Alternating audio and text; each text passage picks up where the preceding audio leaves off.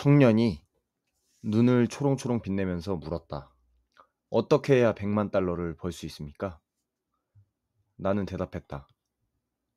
길거리에 널린 사람들처럼 말하고 행동하고 생각하는 노력은 그만해요. 이게 책 전지적 부자 시점 302페이지에 나와 있는 인터뷰 내용입니다. 어, 이번 영상으로 이제 전지적 부자 시점 세 번째 리뷰를 하게 됐는데요.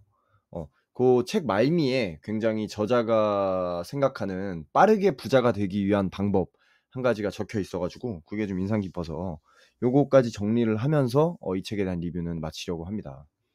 그 첫 번째 영상 때 제가 말을 했는지 모르겠는데 이 전지적 부자 시점이라는 책의 저자는 폴 게티라는 이름을 가진 인물이에요.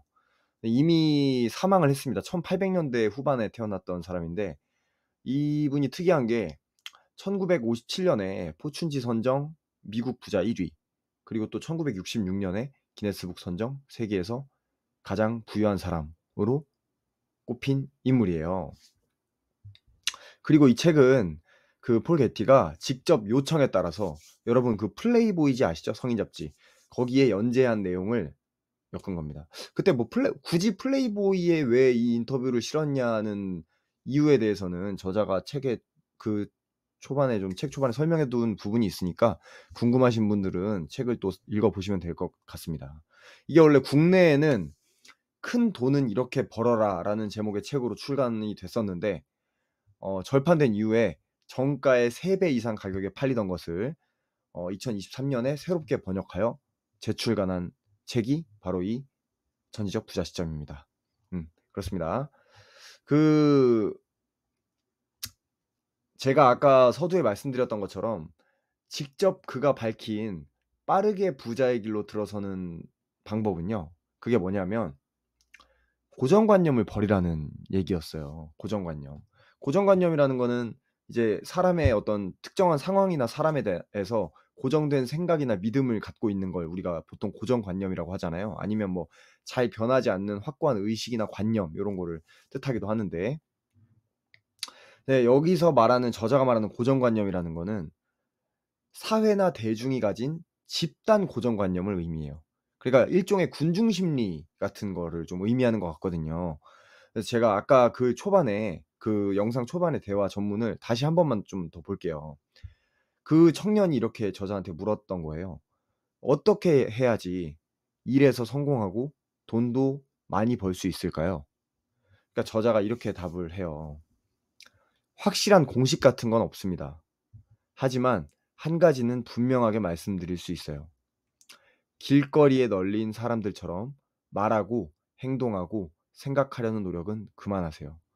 그러면 더 빨리 성공할 수 있을 겁니다. 남들의 말을 따르지 않는 사람이 되어 보세요." 이게 아까 얘기했던 고정관념을 버리라는 말과 괴를 같이 하죠. 마지막에 근데 저자가 이런 말을 덧붙여요. "이 고정관념을 버리는 방법이 얼마나 빠르고 효과적인지 알면 당신도 깜짝 놀랄 겁니다." 이렇게 인터뷰를 마치거든요. 그래서 저자가 얘기하고자 하는 건 이런 것 같아요. 대중의 고정관념을 따르면, 우리가 대중의 고정관념을 따르면 우리도 대중이 될 수밖에 없다. 그 대중의 고정관념을 맹목적으로 따르는 사람이 부자가 되기 어렵다는 사실은 어떻게 보면 좀 자명하죠. 왜 그러냐면 우리 당신 이제 그 우리가 알다시피 시대 불문, 나라 불문, 세상에 대중은 많고 부자는 적잖아요. 대중은 수가 많아서 대중인 거잖아요. 그래서 어느 나라를 가든 대중은 많고 부자는 적어요. 우리나라도 마찬가지죠. 그 생각 없이 우리가 고정관념을 따르는 순간 우리도 그 다수의 대중무리에 순식간에 들어가게 돼 있어요.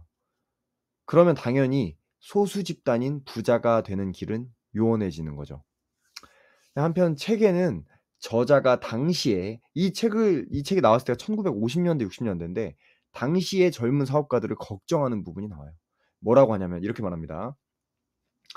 "요즘 젊은이들은 사회로부터 인정받고 비즈니스에서 성공하기 위한 필수 조건으로 대중의 행동 양식을 맹목적으로 따르려 한다. 그러니까 자신들이 대중을 따라야만 성공할 수 있다고 굳게 믿는 것이다. 나는 이 풍토가 우려스럽다. 이렇게 말하는 부분이 있어요. 근데 이거를 보면 요즘의 기업가들이 우리나라 젊은이들을 보면서 느끼는 감정과도 놀라울 정도로 비슷해요. 근데 사실 요즘뿐이 아니라 예전에 그 이건희 회장 인터뷰를 봐도 요런 좀 그 집단 무의식이나 어떤 군중 심리 같은 걸 되게 주의하라는 듯한 뉘앙스의 인터뷰들이 많거든요. 그러니까 이거는 제가 이 책을 보면서 느꼈던 거는 70년 전 미국이나 현재 우리나라나 문제점이라고 기업가들이 지목하는 게 크게 다르지 않아 보여요. 그러니까 시대를 막론하고 특히 이 최고의 부자를 비롯해서 시대를 막론하고 부자들은 늘 비슷한 얘기를 해오고 있어요. 어떤 얘기냐면 남들과 같은 생각으로 살면 결코 부자가 될 수 없다는 얘기. 이 얘기를 하고 있는 거예요. 그래서 책 304 페이지에 이런 말이 나옵니다. 세상이 말하는 고정관념을 믿는 사람들은 성공하기 매우 어렵다고 강조하고 싶다. 세상이 말하는 고정관념을 믿는 사람들은 성공하기 매우 어렵다고 강조하고 싶다. 세상의 고정관념을 믿지 말란 얘기죠. 그러니까 그 책에 몇 가지 사례가 나오는데 부자는 늘 대중과 반대로 가요. 대중과 반대로 가서 부자가 돼요. 예전에 사례 지금 세 가지를 알려드릴게요. 예전에 대공황이 한창이던 1931 년에 한 집안이 자신의 가문 이름을 담은 센터를 짓기 시작했어요. 경제가 망해가고 있는데 갑자기 큰 센터를 지으니까 뭐 난리가 났겠죠. 그 미친놈이라고.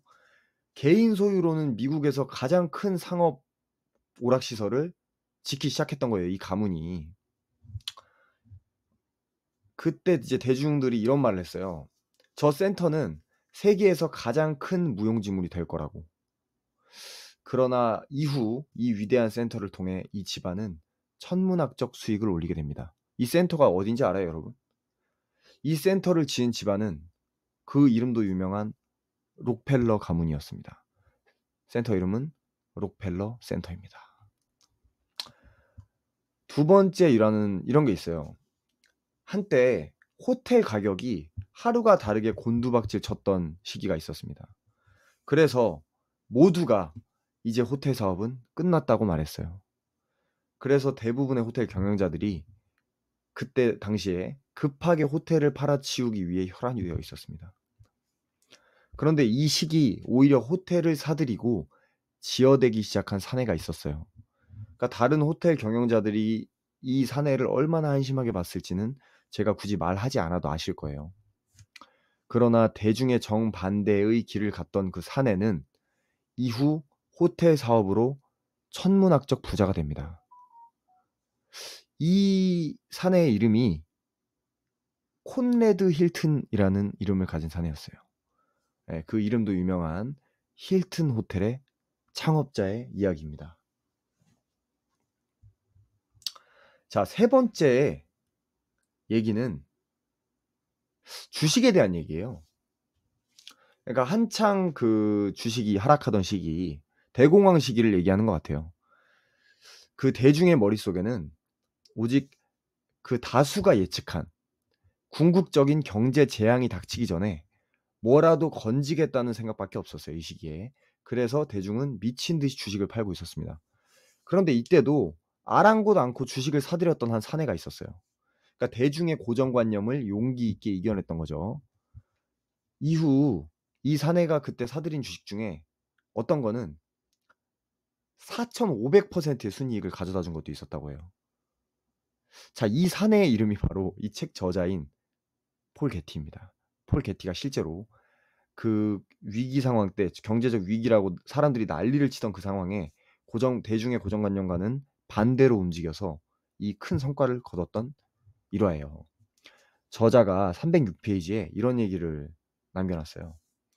우리는 그 당시를 지배하던 다수의 의무라고 비관적인 생각을 거부한 자들이었다.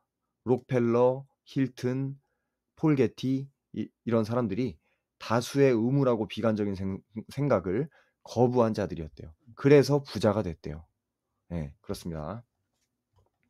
저는 이제 이 책을 보면서 되게 많은 생각이 들더라고요. 그러니까 요 소제목에 이런 얘기가 있었어요. 이런 제목이 있었어요. "수능자를 찍어내는 사회다." 근데 이제 책을 읽으면서 '대중 고정관념으로 인한 폐해가 점점 더 심해지는 나라가 다름 아닌 한국 아닌가?' 이런 생각을 자꾸 하게 되더라고요.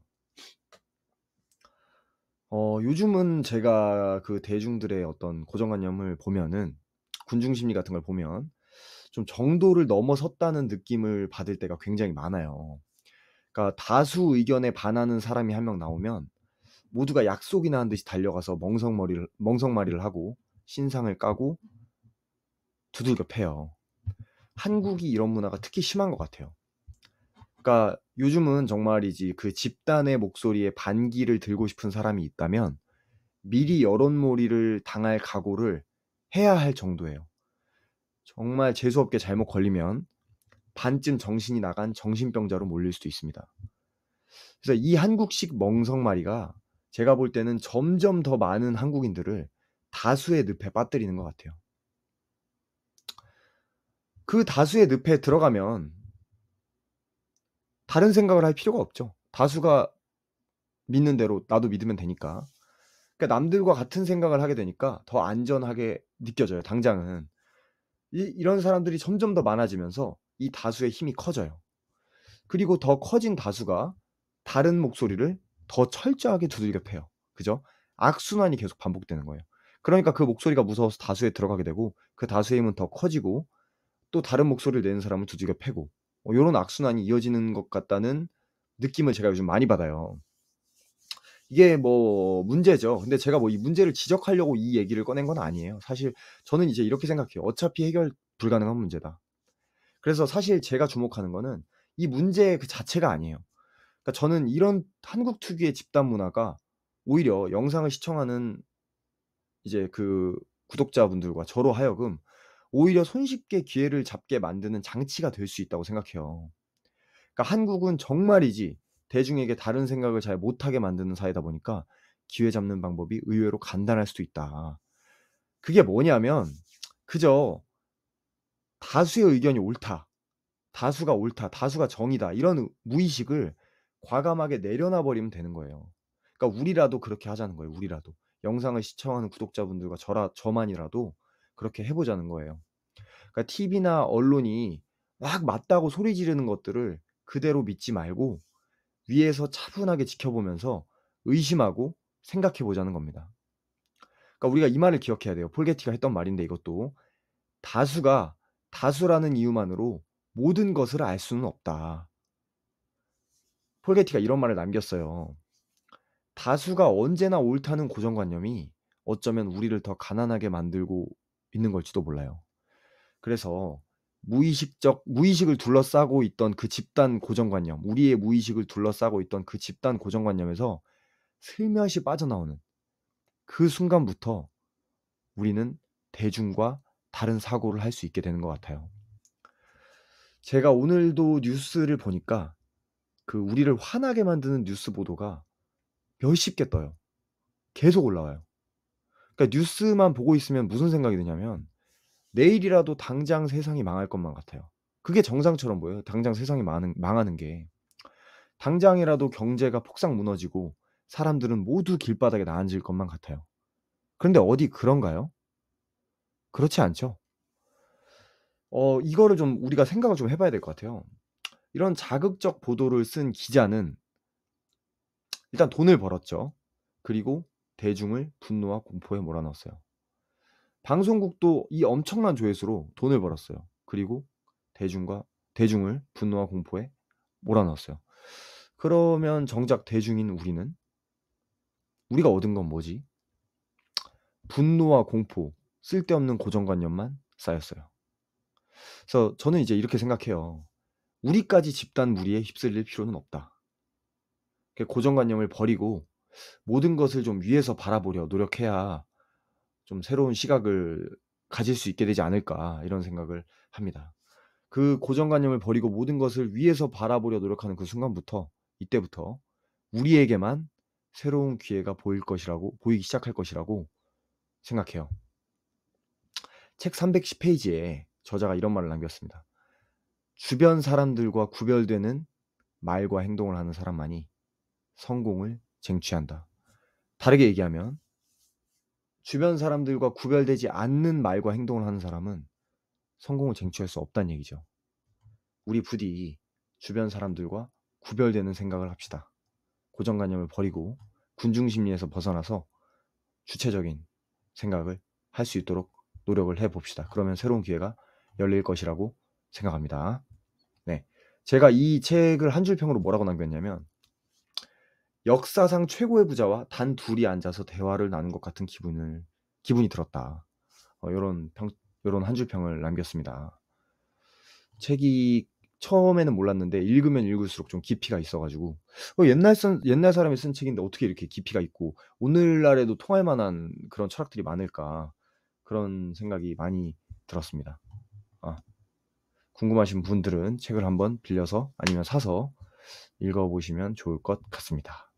네, 오늘 영상은 여기까지 하고요. 혹시 또 그 다른 책들이 궁금하신 분들은 또 다른 인사이트가 좀 필요하신 분들은 제 블로그 슈가북 네이버에서 슈가북 치면 나오거든요. 슈가북 블로그에 들어가셔서 다른 인사이트도 많이 얻으셨으면 좋겠습니다. 그 내용이 유익하셨다면 구독과 좋아요 부탁드리겠습니다. 저는 또 다음 영상에서 찾아뵙도록 할게요. 감사합니다.